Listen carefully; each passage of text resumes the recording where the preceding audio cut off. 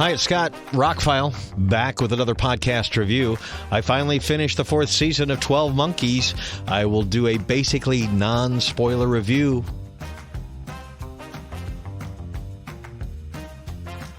"12 Monkeys" has turned out to be a giant surprise. They nail the ending. Short version is watch all 4 seasons and then start thinking about it, because I could not have predicted where the 4th season was going to go. I don't want to watch TV shows based on movies, reinventions of movies that I love 12 Monkeys. It's been a favorite. It's one of Terry Gilliam's more mainstream, still dense and weird movies. It was my first time really liking Brad Pitt. Bruce Willis was good in it. Madeline Stowe was good in it. It's a good story. It's weird. It sticks in your mind when it's done. I didn't need a TV show, as I mentioned in my other reviews of this show. They took the idea and after the first episode or 2 just ran with it and kind of did their own things and unpredictable things. Like I said, it's avoided the time travel show of the week thing that a lot of time travel shows do. We're in a new time. Let's wear new clothes this week and have fun. They don't do that. Every time they jump somewhere, they splinter somewhere, it's for a reason. It's organic. It's part of the idea of it. And they don't do it a lot. And when they do it well. There's a few times they jump far into the past and they pull it off. Special effects wise, costumes, makeup, all that kind of stuff. They pull off some big futuristic special effects, and they obviously spent a lot of money on the 4th season because the final 90-minute episode pulls out all the stops like you want some big time travel show to do. You get a great resolution, final resolution to a lot of storylines. They wrap up some things. There's even, it's the right ending. I don't want to say if it's happy or sad or whatever, because I don't want to give any spoilers, but it's the right ending. It's the right final season. Every once in a while, the show has done that, what you expect a time travel show or a science fiction show or a science fiction show with a romance in it or an action show with a romance in it kind of thing. But then they will, the next episode, just totally redeem it. Not time travel shows can also erase everything they do behind them, Time travel episodes of shows can do that at the end and make it like it never happened. Well, fortunately, there's consequences to most of what they do. And sometimes when they jump, there's echoes that come back later. And the showrunners did a great job on maintaining. I don't know what the behind the scenes were. I think the show changed networks or showrunners at some point. There was a brief time in the 3rd season it felt a little like Lost, like maybe they hadn't planned this change or this plot twist and they had to based on actors' availability or something else. But by the end, I don't think that was the case. I think maybe they did know where they were going. Sure, there's some parts in the middle. I mean, when you have different writers and different directors come in, the show over the span of 4 seasons is going to be different. And I'm glad because there was enough variety to keep me interested. I've talked many times in reviews lately that TV is just not interesting me these days because there's a lot of sameness to it, a lot of taking a 2-hour idea and stretching it out to 8 to 10 hours. For no reason. Some of these shows don't need to be that long. Yes, there have been exceptions to the rule, and this is definitely one. A TV show based on a movie I love that's actually good in its own right and worth watching the investment of all 4 seasons. There was a time in the 4th season where I thought maybe this wasn't also the plan, but the way it absolves everything. I could not have planned where this was going. I haven't really talked about the actors in the show because in the beginning I didn't know who was going to last. There's a lot of characters that remain through the entire thing. I think Aaron Stanford was the right pick for the character. They wanted to do not a Bruce Willis, but somebody who has that kind of, can be the weary, but also the optimistic. And when you see him in the final season give a real smile, you realize he hasn't done it through the whole show. It's stunning, actually. It's like, wow, that made a moment. Amanda Schull, however you pronounce her name, I've seen her in other things. I think she's always been adequate. I think she's better in this, and I think in some episodes she's amazing in this. Barbara Sakawa.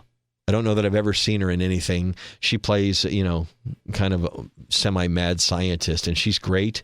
Emily Hampshire, who I like from Schitt's Creek, is really amazing as the Goins character. That's the Brad Pitt character from the movie. And Todd Stashwick. I've seen him in other things, but he plays Deacon. Remarkably deep for what's a bad guy become good guy, or maybe is he a Han Solo, or anyway. He did a great job with it. And there's some other characters they bring in. The venerable Christopher Lloyd makes an appearance in the last season. That was kind of big. The tall man from the Phantasm movies made an appearance. The guy that played the killer in Manhunter. His name is escaping me at the moment, but he figures a lot in this. When they made the switch of baddies in the third season, I wasn't entirely happy with that change. And I thought the person they chose and the person who plays it did an adequate job, but got better as it went along. And boy, is the ending of the very end of the fourth season is totally satisfying. Just completely satisfying. Anyway. No spoilers, but just to say, this is one of the better sci-fi shows of all time. It's not on the elevated level of something like The Expanse, which is pretty heavy stuff. But this is up there. It's a time travel show. And what I love about how they ended it is you can still watch the whole thing again. You can still go back and think about things and the timelines and the offshoots and how this resolved and how this and this, and look at it in different ways. It's actually quite, what the intent of the original movie and the original story was. That Terry Gilliam was also a remake of a French film, by the way, or a French mini movie kind of thing. Anyway, with that in mind, somebody rethought what could come from that storyline. And they did a great job. It's one of the great all-time sci-fi shows because they stick the landing. It tells a complete story over the 4 seasons. And no matter what happens with TV and the I've talked about it in previous podcasts, filming a movie, they block out a section of time, 3 months, 6 months, whatever. And that's what they have to make the movie. TV shows are filmed on a weekly basis. They have to get the TV show done and in the can to get to the distributor. Yes, these days, sometimes they do film TV shows as long-form movies, but still a lot of TV shows and streaming shows are filmed on a schedule, much like TV shows. It's a faster schedule. They have less time to do the acting and stuff. They will take more time on the post-production if it needs special effects or extending scenes and things like that. There's CGI in just about every TV show you watch to extend the scene beyond where they were filming, to cover up things or to make it look bigger or farther back or whatever.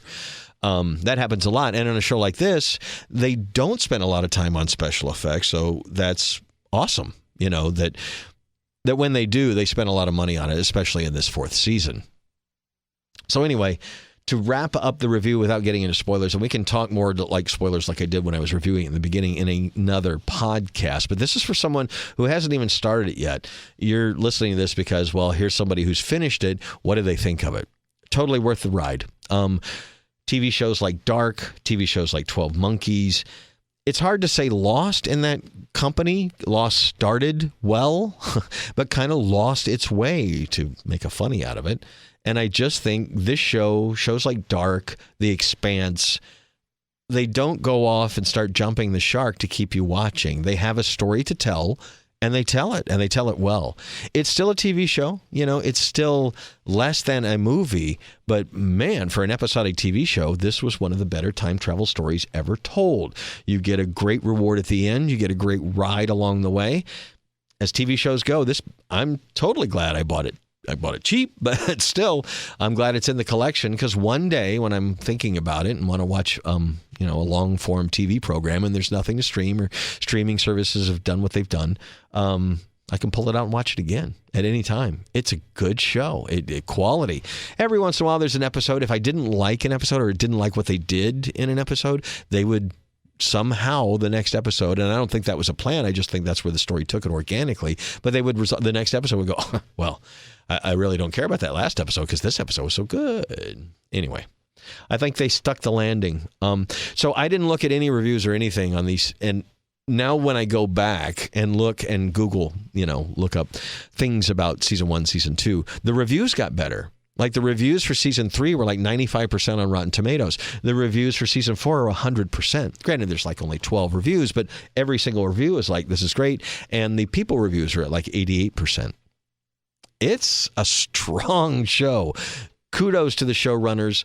Gonna watch what else they've done because this was well done. They stuck the landing. Watch the whole thing. It's worth watching. 12 Monkeys, the TV series. Big surprise. Glad I picked up season 1 for $1 from HamiltonBook.com and eventually picked up all 4 seasons to watch it.